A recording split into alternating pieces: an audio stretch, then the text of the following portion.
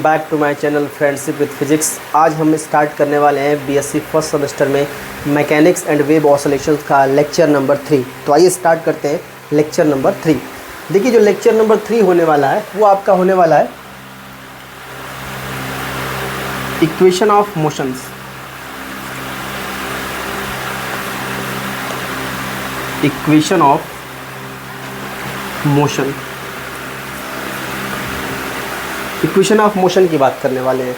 जिसे हम अगर प्रीवियस क्लास की बात करें तो हम जानते थे कि v बराबर होता है u प्लस ए टी।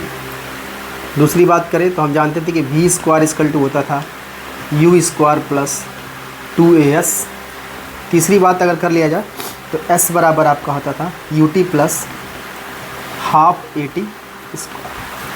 ये तीनों इक्वेशन होते थे। इन्हीं तीनों इक्वेशंस को क्या करना है, आपको प्रूफ करना है बाय द इंटीग्रेशन मेथड। मतलब इन जो तीनों इक्वेशंस हैं आपके पास v बराबर u plus a t, v square बराबर u square plus 2as, s बराबर ut plus half a t square, इन तीनों इक्वेशन को आपको क्या करना है कि आपको प्रूफ करना है इसको इंटीग्रेशन की मेथड से। ठीक है, तो आइए प्रूफ करते हैं। नंबर पहला proof by integration method. Integration method से प्रूव करते हैं। फर्स्ट पहला आपके पास है v बराबर u प्लस ए टी। ठीक है, इसे ही प्रूव करते हैं। चूँकि हम जानते हैं, क्या जानते हैं हम लोग कि a बराबर होता है rate of change of velocity with respect to time. a बराबर हम जानते हैं कि dv बाई dt होता है। इसका मतलब अगर हम चाहें तो लिख सकते हैं dv equal to a d t. अब देखो d v equal to a d t आ गया ना, तो अगर मैं इसको चाहूँ तो कुछ कैसे कर सकता हूँ, तो डी वी इक्वल टू हमारे पास है ए डी टी। देखो अगर मैं बोलूँ, अगर इसको मैं दोनों तरफ इंटीग्रेट कर दूंगा, क्योंकि हमें क्या करना है इंटीग्रेशन की मदद से हमें प्रूफ करना है v बराबर u प्लस ए टी। अब देखो अगर कोई चीज़ इनिशियल वेलोसिटी अगर u रही होगी तो उस समय टाइम t की वैल्यू 0 रहा होगा। जब टाइम t 0 रहा होगा तो वेलोसिटी क्या रहेगी, u रहा होगा। और जब टाइम t बराबर अगर t हो गया होगा तो उस केस में वेलोसिटी क्या हो गई, इसकी v हो गई। इसको इंटीग्रेट करोगे तो यहाँ पर v आ जाएगा, ये आपका u से v, या एक कांस्टेंट बाहर हो जाएगा और ये हो जाएगा t, ये हो जाएगा 0 से कहाँ तक, t तक। जब इसको इंटीग्रेट करोगे तो वो आ जाएगा आपका कितना, v minus u is equal to, अब यहाँ पर t करोगे तो सिर्फ ए टी ही आ जाएगा, ये आ गया ए टी।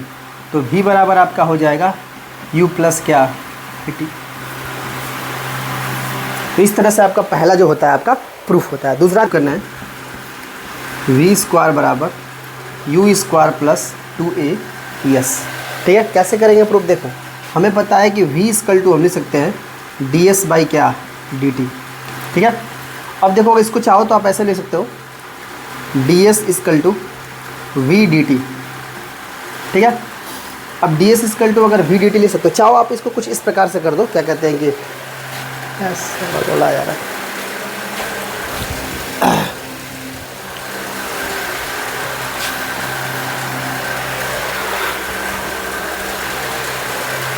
सेकेंड पार्ट हमें प्रूफ करना है क्या, v स्क्वायर बराबर u स्क्वायर प्लस 2as। क्या करेंगे हम लोग, देखो v इक्वल टू हमको पता होता है ds बाई dt। इसको क्या लिख सकते हैं हम लोग, अब एक काम करो v इक्वल टू, इसमें ना आपने क्या करो dv अपॉन में dv से मल्टीपल कर दो ऊपर नीचे। ठीक है, तो क्या होगा यहाँ से देखो ध्यान से, v बराबर ds अपॉन में dv एक बार इधर ले लो और एक बार dv अपॉन में dt कर दो ऐसे। अब देखो dv अपॉन में dt क्या बन जाएगा, क्योंकि हम जानते हैं, क्या जानते हैं e इक्वल टू होता है हमारा क्या dv अपॉन में dt। तो रख दो यहाँ पे v equal to ds upon में dv इंटू हो जाएगा आपका a।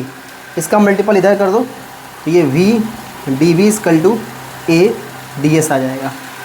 अब देखो इसको इंटीग्रेट करो, पहले वेलोसिटी u रहा होगा तो डिस्प्लेसमेंट 0 रहा होगा, अगर वेलोसिटी जब v होगा तो डिस्प्लेसमेंट s रहा होगा। अब करो इसको इंटीग्रेट करोगे तो ये v स्क्वायर बाई क्या हो जाएगा 2, कहाँ से कहाँ तक, u से v तक।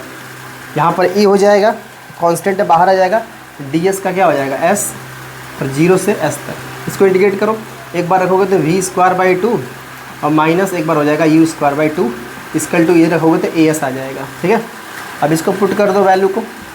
वैल्यू जैसे ही पुट करोगे आप तो 2 उधर चला जाएगा, मतलब v square minus u square equal to हो जाएगा 2as, या वी स्क्वायर बराबर हो जाएगा यू स्क्वायर प्लस 2as।